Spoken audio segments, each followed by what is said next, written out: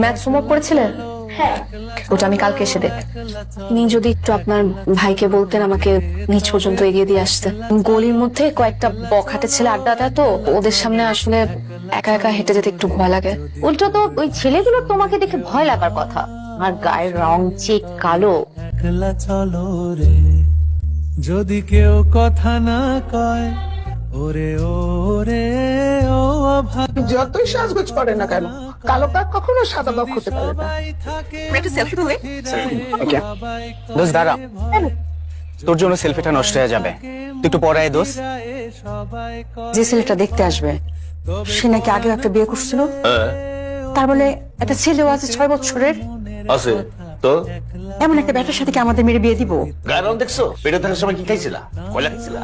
তোর একটা কথা বলি, কানা ল্যাংলা লুলা যা পাবো তার লাগে তোমার মেয়ের বিয়ে দেবো, এটা আমার সাফ কথা। খুব গুণী একটা ভাইয়া, কিন্তু আপনার মেয়ের গায়ের রং যে কালো, আপনারা যদি খুশি হয়ে আমাকে একটা ব্যবসার লাইন ধরিয়ে দিতেন, তাহলে আমি ব্যবসা করতাম, টাকা ইনকাম করতাম, আপনাদের মেয়েও খুশি থাকতো। বাজারে যে বিষ পাওয়া যায় জানিস না? আপনি সব কি বলতেছেন?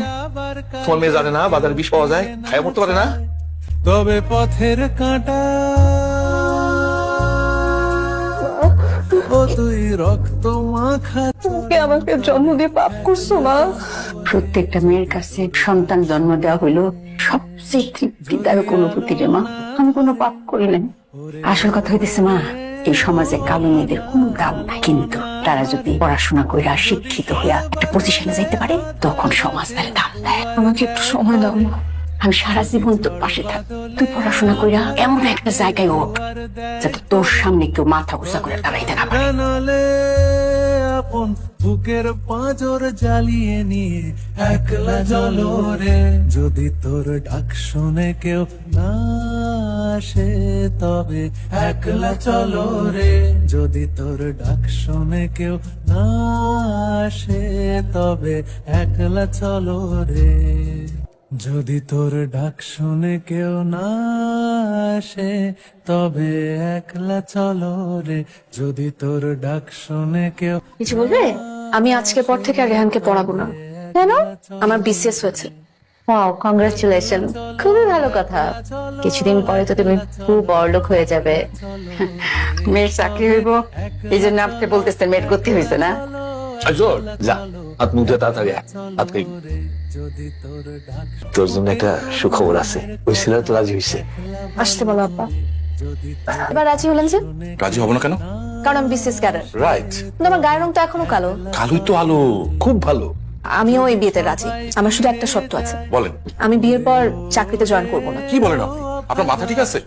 আমি বিয়ের পর শুধু আমার স্বামী আর সন্তান নিয়ে। রাখেন তো আপনার স্বামী সন্তান, টাকা ইনকাম করলে স্বামী সন্তান অটোমেটিক আসবে।